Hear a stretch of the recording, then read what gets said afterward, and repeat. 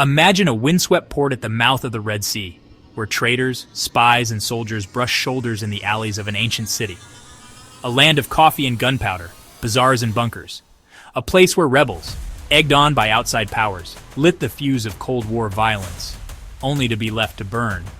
This was a country few today remember, but it once burned at the heart of Britain's imperial machine. The Union Jack came down under gunfire. An empire ended in a chaotic retreat, and a proud ancient people were caught in a storm of history and still suffer the legacy today. Welcome to the Library of Lost Lands, where we delve into the stories of countries that once were, but are no longer with us.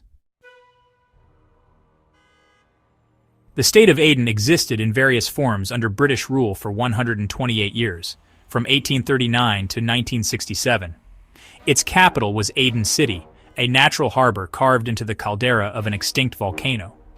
Aden's population in its final years as a British territory stood at around 600,000. Its flag evolved over time, but the most recognizable under the British crown was a blue ensign defaced with an Arabian dhow, symbolizing Aden's maritime identity.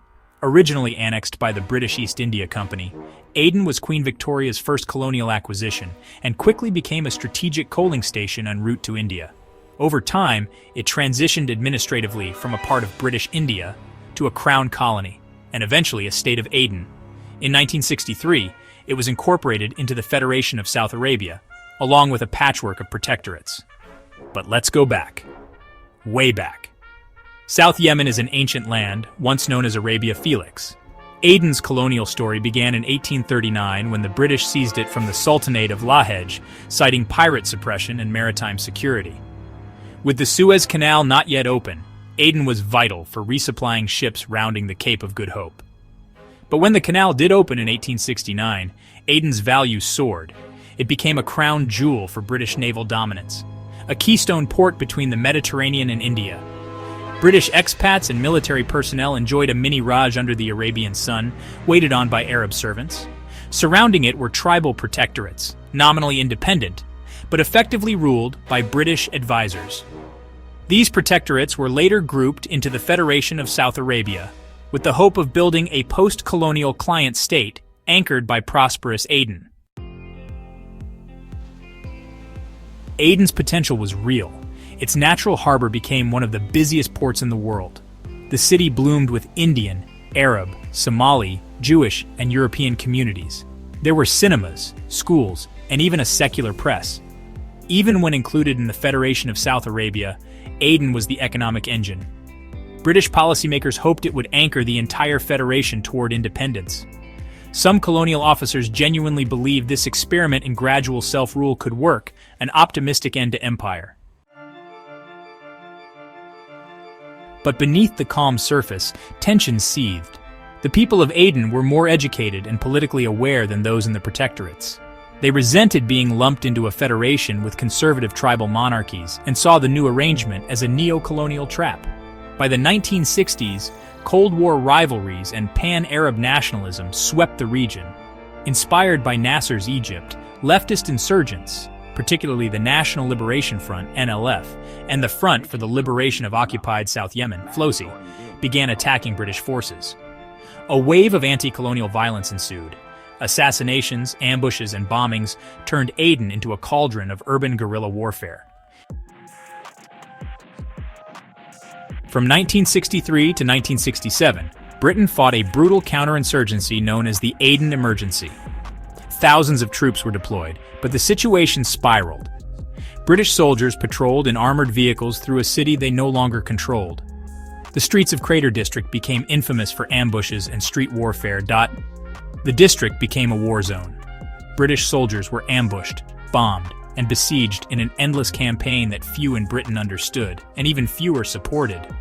Britain ended up retreating in utter humiliation earlier than planned, an ignominious end to an empire that once ruled the waves. The NLF took control, and the People's Republic of South Yemen was born. After independence, Aden's cosmopolitan society unraveled.